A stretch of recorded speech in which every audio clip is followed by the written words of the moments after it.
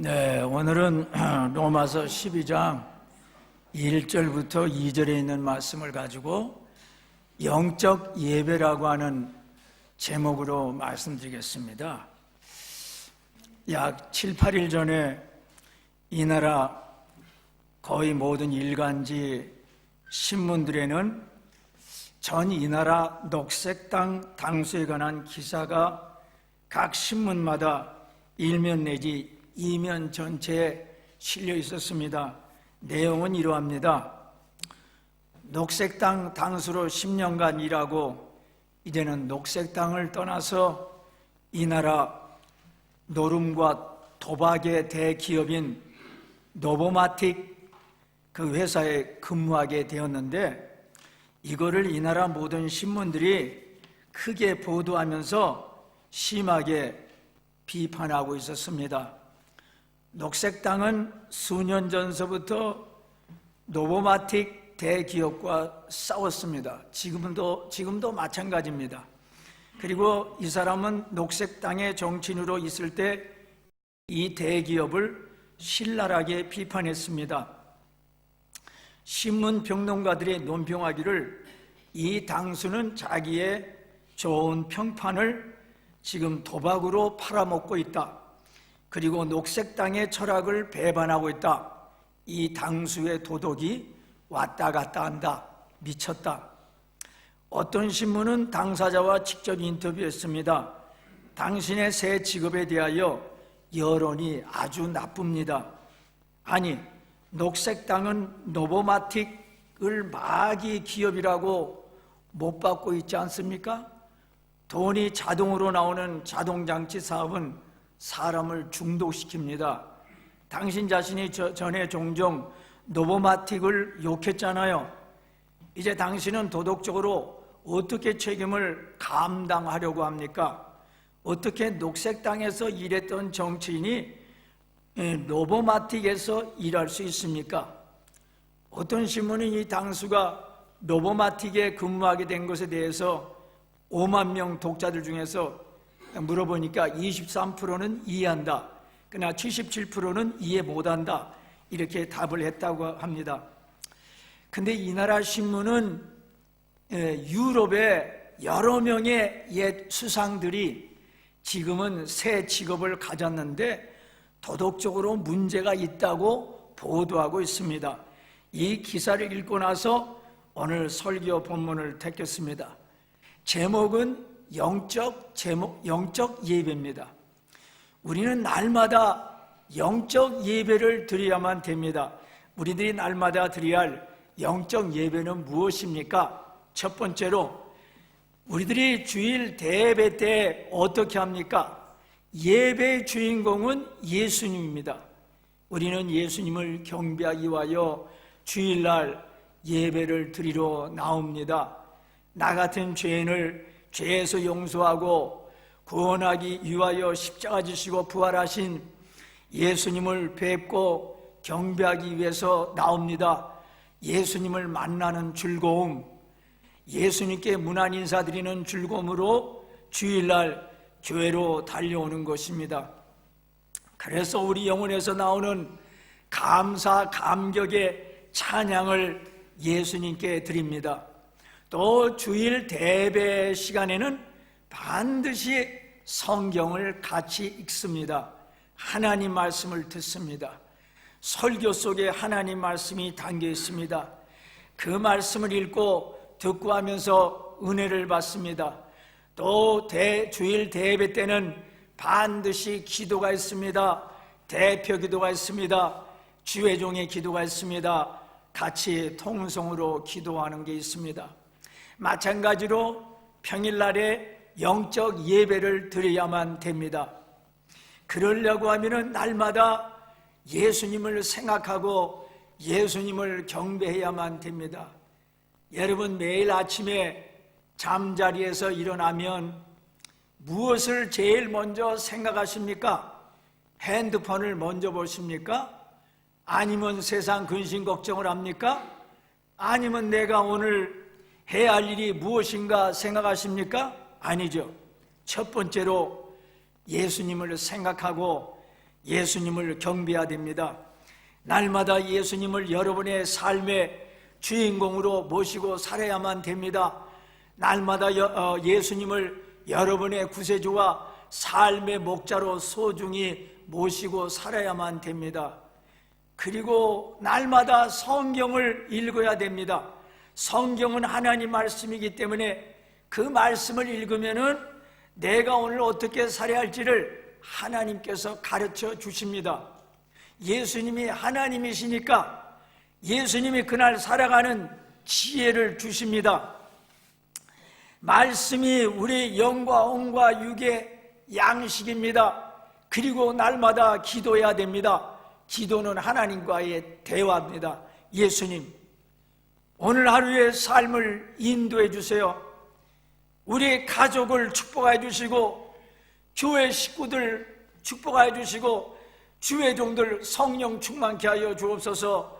친구 구원을 위해서 기도하고 나라의 평화를 위해서 중보 기도해야 됩니다. 주님 뜻대로 살게 도와주옵소서 기도해야 됩니다. 예수님은 매일 새벽마다 한적한 장소에 가서 기도하셨는데 당연히 우리도 날마다 장소를 가리지 말고 우리가 기도해야만 됩니다. 주중에 이렇게 사는 것이 영적 예배입니다. 두 번째로 영적 예배의 뜻은 주중에 사회에서 거룩하고 의롭게 사는 것이 영적 예배입니다. 1절에 보니까 너의 몸을 하나님이 기뻐하시는 산 제물로 드려라. 구약시대 때 하나님께 제사 드릴 때는 건강하고 흠이 없는 제일 좋은 동물을 제물로 드렸습니다. 마찬가지로 우리들의 날마다의 삶이 하나님 보시기에 경건하고 의로우면 이것은 하나님께 드리는 영적 예배입니다.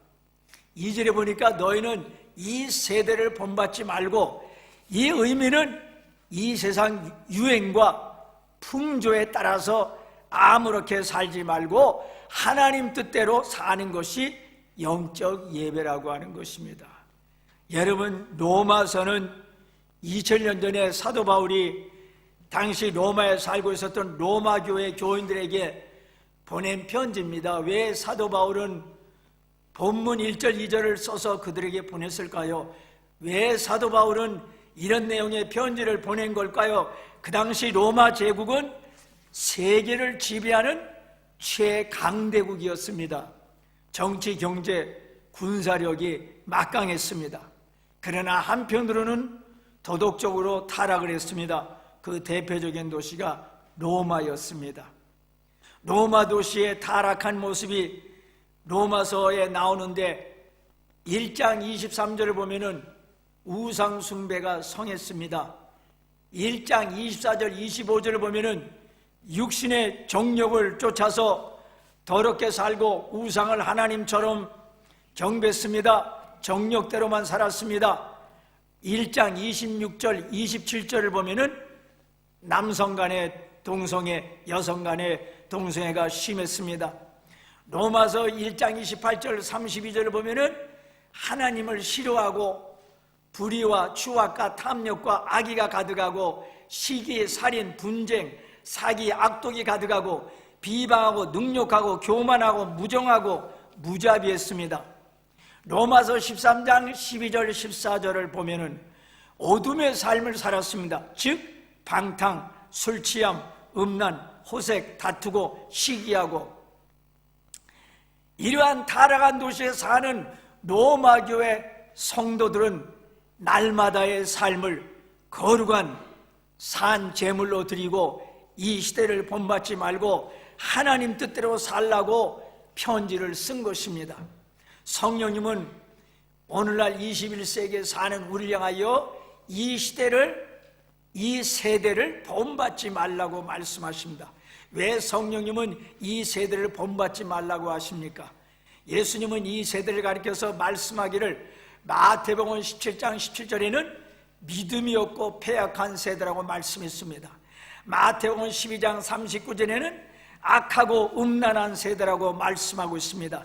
사도 바울은 빌립보서 2장 15절에는 거스리는 세대라고 말씀하고 있습니다.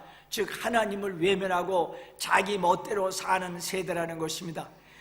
요한 1서 2장 15절 17절에는 더 구체적으로 말씀하고 있습니다. 이 세상이나 세상에 있는 것들을 사랑하지 말라. 누구든지 세상을 사랑하면 아버지의 사랑이 그 안에 있지 아니하니 이는 세상에 있는 모든 것이 육신의 정욕과 안목의 정욕과 이생의 자랑이니 다 아버지께로부터 온 것이 아니요 세상으로부터 온 것이라. 이 세상도 그 정욕도 지나가되 오직 하나님의 뜻을 행하는 자는 영원히 거하느니라. 이 세대를 가리켜가지고 첫째, 육신 위주로 산다고 그랬습니다. 육신의 정욕과 안목의 정욕 위주로 산다는 것입니다. 육신에는 관심이 많습니다. 그래서 육신의 생각을 쫓아서 삽니다. 갈라디아서 5장 19절부터 21절에 보면은 육체의 일은 분명하니 곧 음행과 더러운 것과 호색과 우상숭배와 주술과 원수 맺는 것과 분쟁과 시기와 분냉과 당짓는 것과 분열함과 이단과 투기함과 술취함과 방탕함과 또 그와 같은 것들이라. 전에 너에게 경계한 것 같이 경계하노니 이런 일을 하는 자들은 하나님의 나라를 유업으로 받지 못할 것이요, 이렇게 말씀을 했습니다. 대한항공의 신기장이라고 하는 장로님이 근무한 적이 있었습니다. 이분은 칼기 비행기를 몰고 갈 때 마이크로 레디스 앤 젠틀맨 신사숙녀 여러분, 저는 이 비행기를 몰고 가는 신기장입니다, 이렇게 방송을 안 하고 종종 뭐라고 방송했느냐고 하면은 할렐루야 승객 여러분, 이 비행기에는 지금 하나님이 타고 계십니다. 그러니까 그 방송을 듣고 있던 어떤 불신자가 화가 나서 칼기 본사에 신고를 하여서 상사가 신기장을 불러서 단단히 주의를 주면서 너 앞으로 그렇게 하면 안 돼, 경고했습니다. 근데 어느 날 자기도 모르게 또 할렐루야 손님 여러분, 지금 이 비행기는 하나님이 동행하고 있습니다, 이렇게 방송을 해가지고 또 상사에게 호출당해가지고 상사가 말하기를 너는 안 되겠다, 너는 앞으로 사람들을 태우고 다니는 여객기를 몰지 말고 동물들을 실어나르는 여객기를 조종하라 그러더랍니다. 그리고 나서 시간이 좀 지나고 나서 칼기가 몽골을 첫 취항하는 기념으로 대한항공사에서 비행기 한 대를 선물로 갖다 주게 되었는데, 이날 조중훈 회장님이 직접 가서 사인을 하게 돼 있는데, 그날 회장님이 신기장을 부르더니 너가 나를 대신해서 이 비행기를 몰고 가서 몽고에서 너가 사인하고 일을 다 처리하고 오라고 해서 그렇게 하겠다고 하고 비행기를 몰고 가서 몽고에 도착을 했는데 큰 환영을 받았고, 몽고에서 신기장에게 오늘 저녁 큰 선물을 드리겠습니다 그러더래요. 그래서 신 장로님이 궁금해가지고 나에게 주겠다고 하는 선물이 뭐요? 하고 물어보니 대답하기를 오늘 저녁 한 아가씨와 함께 밤에 같이 지내는 겁니다. 우리들이 귀한 손님에게만 특별히 대접하는 선물입니다. 그래서 이 신장로님이 딱 거절을 하고 귀국을 했습니다. 귀국해서 칼기 회장님에게 몽고 첫 취항 소식을 다 보고하고 나니까 그 회장님이 신기장에게 너 그날 무슨 선물 받은 거 없어? 그래서 국구돼서 저에게 선물을 주었지만 제가 거절을 했습니다. 그랬더니 회장님이 아니 그쪽에서 특별히 주는 선물인데 왜 거절해? 저는요 교회 장로입니다. 저는 그런 일을 할 수 없습니다 하고서 사무실을 나왔는데 회장님 사무실에서 말하는 소리가 밖에까지 들렸는데 저놈은 진짜다, 즉 진짜 하나님을 믿는 사람이라는 뜻입니다. 이것은 제가 그분의 간증을 듣고 전한 것입니다. 육신은 좋은 거지만은 육신 안에 있는 죄 때문에 힘들고 어려울 때가 많이 있습니다.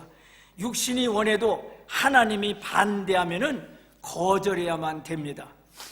2주 전에 대예배실 난방을 위한 보일러가 갑자기 작동을 안 해가지고 그 다음날 월요일 이른 아침에 이 보일러를 설치한 회사에 쫓아가서 사정을 이야기하니까 기술자들이 와서 보더니 이 보일러는 지금 보증기간이기 때문에 우리 손으로 건드리면 안 됩니다.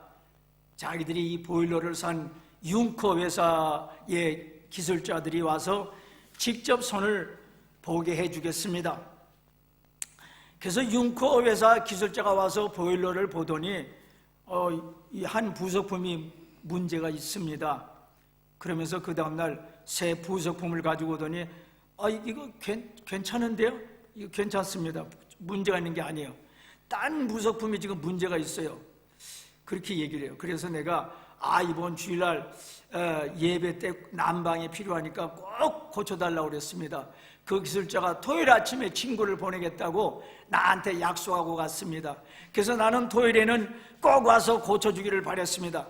그런데 나에게 중코 회사에서 금요일 저녁 문자가 왔습니다. 나한테 연락이 안 된다는 것입니다. 그래서 토요일 이른 아침에 융코 회사에 전화를 해가지고 오늘 기술자 오지요? 그랬더니 오늘 못 가요. 다음 주 수요일에 갑니다.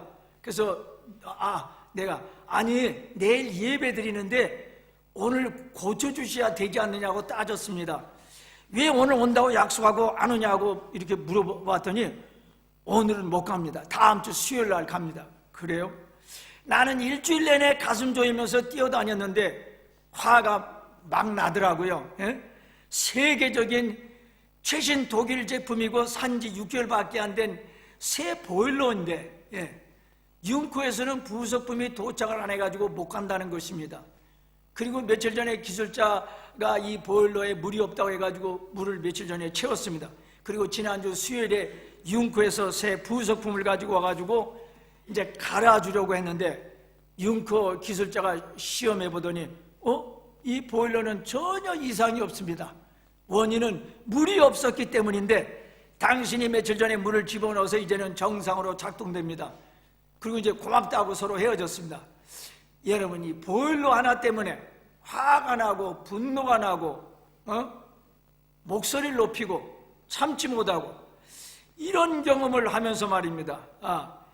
왜 화가 났느냐고 하면은 기술자들이 양쪽 회사에서 4명이나 왔으면서도 정확하게 진단을 못한 거예요. 정확하게 진단.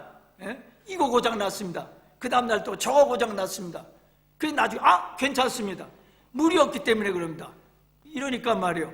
또 영하 5도 7도의 추위 속에서 예배드릴 교인들을 생각하니까 화가 좀 났습니다.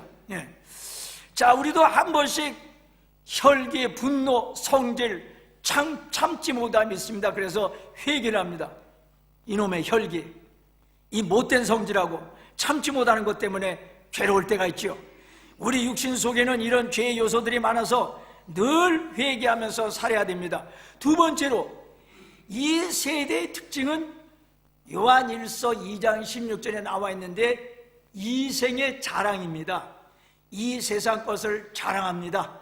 세상 부귀, 세상 영화, 세상 지위, 능력, 명예, 인기, 지식, 지혜, 특별한 기술, 외모, 군사력, 철학, 세상 과학, 자신이 가지고 있는 특별한 재능. 김정은은 자신이 소유하고 있는 원자탄을 자랑합니다. 세상 거를 많이 소유하면은 그것이 참다운 힘이라고 믿고 그것을 자랑합니다.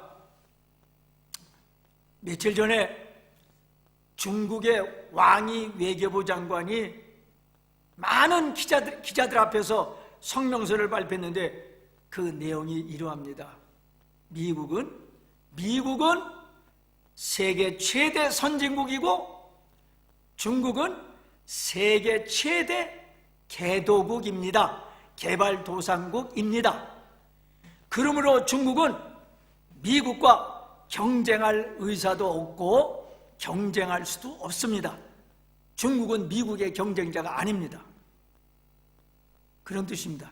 이 뜻은 경제, 정치, 군사, 과학기술, 민주주의, 인권, 사회 시스템, 교육, 국민 수준 모든 면에서 미국은 형님이고 중국은 동생이기 때문에 중국이 미국에게 덤벼들 수가 없습니다.